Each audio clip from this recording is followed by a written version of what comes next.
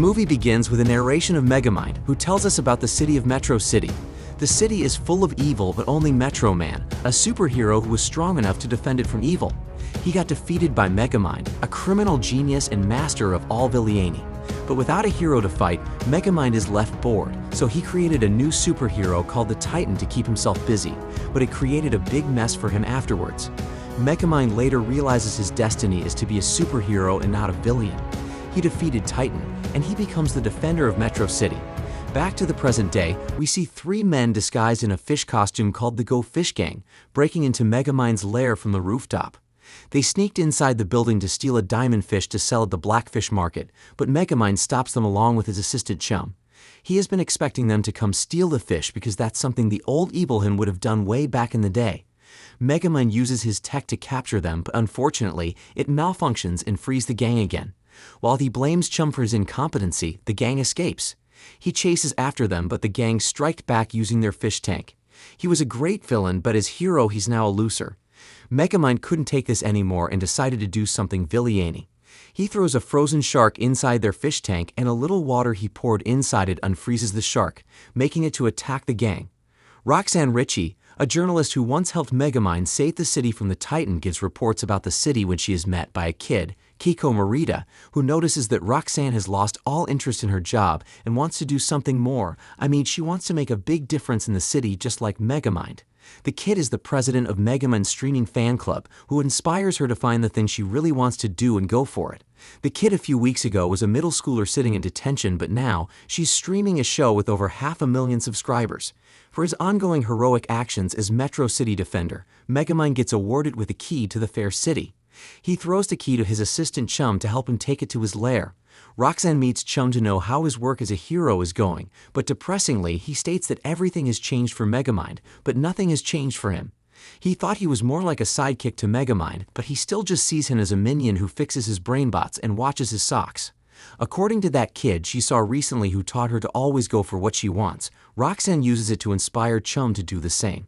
He should tell Megamind that he wants a promotion as a sidekick. Just as Megamind finished his heroic speech to the citizens, Chum decided to boldly tell him what he wants, although in a weird way. Megamind makes it clear that he will only be the guy that gets to hang out with a hero. Chum replies that if his contributions are not recognized, maybe it's time for him to explore other opportunities. To Chum's surprise, Megamind doesn't even care if he leaves or stays. He says goodbye to Megamind and goes to find his own purpose. Roxanne isn't happy with Megamind for letting Chum quit like this, but Megamind is confident that Chum will come back to him like he always does. Even without him, he can handle everything on his own. The scene suddenly takes us to the Metro City prison, where we see an evil gang called the Doom Syndicate having a meeting. Their leader, Lady Doppler, the evil witch of weather, Pierre Pressure, master of hypnotism, Behemoth the burning rock, and finally, the Duke of Darkness, Lord Nighty Night. They laughed so hard because he changed his name from Fright Night to Lord Nighty Night, which is the least frightening villain name ever. Anyway, the reason they called this meeting is to talk about their former leader Megamind, who is now a hero for Metro City. They decided to pay Megamind a visit, but they must break out of prison first. Each of them used their powers to defeat the guards, and they finally broke out. Meanwhile, while Roxanne is busy driving, Megamind contacts her through a tracking device he gave her to let her know he's in danger.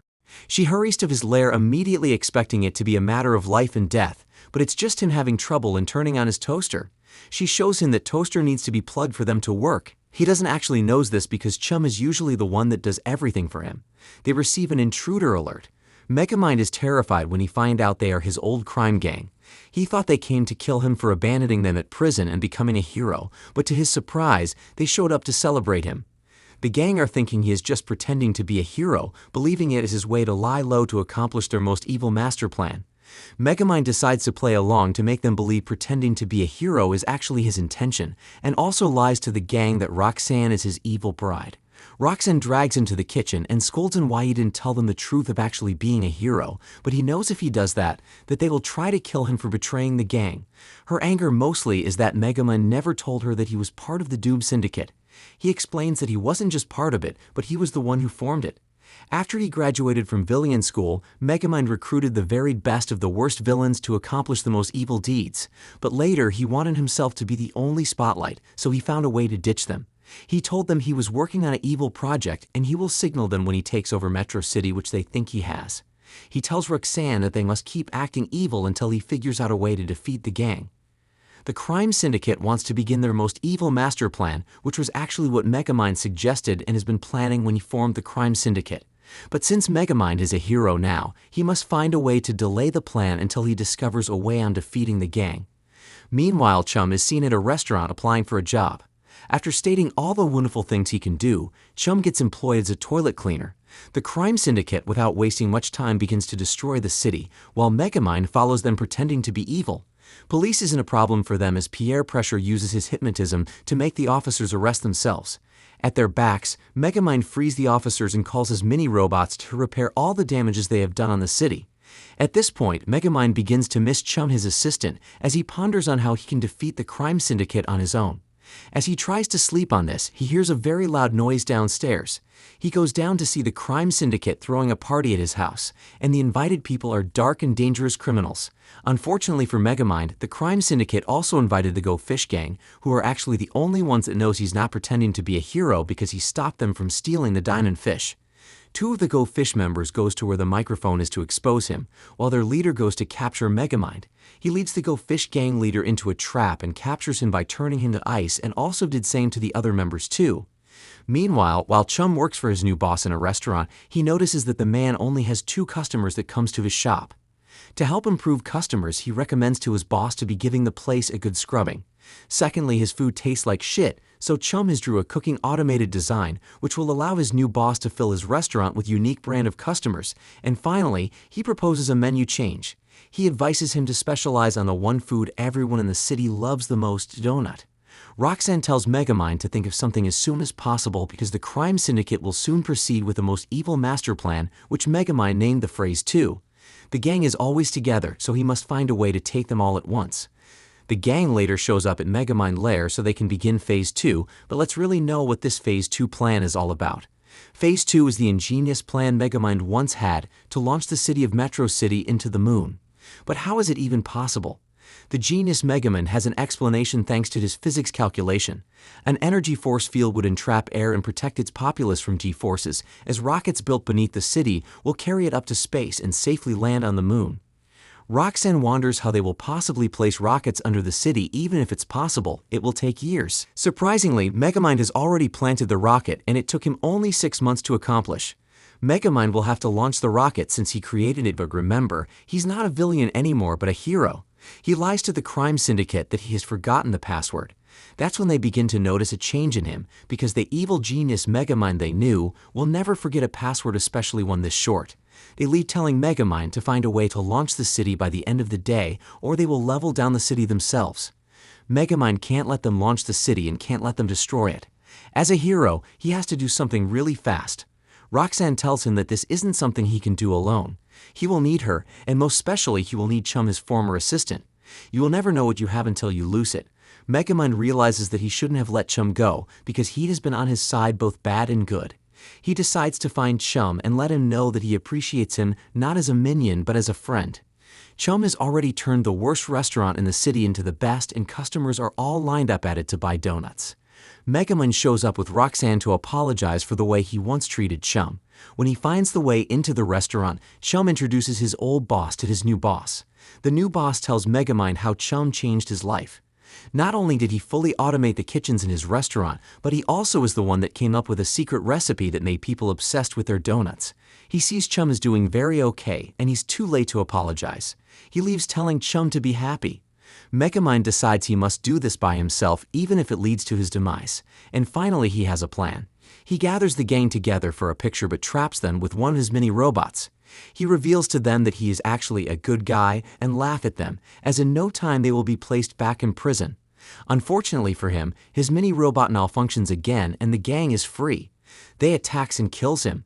Meanwhile, Roxanne tracks down Megamind with the assistance of his #1 fan Keiko. Yes, Megamind is not dead. They find him disguised with a beard to hide from the crime syndicate. Megamind calls himself a failure, but Keiko says he isn't because he never failed her. When she first moved into Metro City with her mom, she got teased a lot. Because she's an outsider, they assumed she was a bad kid. She started being what they expected her to be.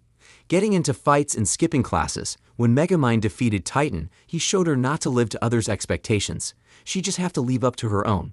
Roxanne tells him that putting aside his pride and admitting he wants help is not weakness, and through that, he will find a true friend that will stand by his side no matter what. Megamind decides to find Chum to apologize, but Chum has been behind him all along. His work is finished with Mr. Donut, but his work is never finished with his old boss. Chum already senses he's in danger, that's why he is here, and to his surprise, he hears something he has always wanted to hear from Megamind's mouth for a long time, a sidekick. Meanwhile, the Doom Syndicate are trying to break the door that leads to the launch control, since they don't have a password. It will take 1 hour for them to break it, so Team Megamind plan a way to draw them away from the launch control by using a distraction. Since they hate Megamind so much, if they see him they will stop trying to break the door and chase him. He adds Keiko to the team and promises to train her to be a crime fighter just like him.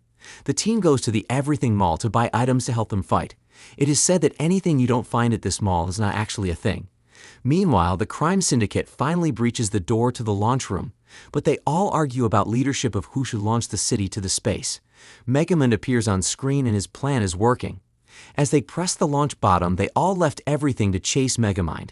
He had already sent Chum to infiltrate the building to deactivate the bottom, but the Go Fish Gang stops him. Unfortunately, things didn't go as planned at the end, as the city begins to launch into space.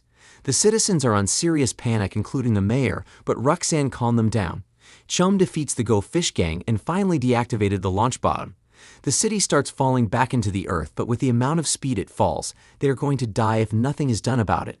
Megamind and his team defeats the crime syndicate one by one, and they rush to help Chum to make the city land back to Earth safely.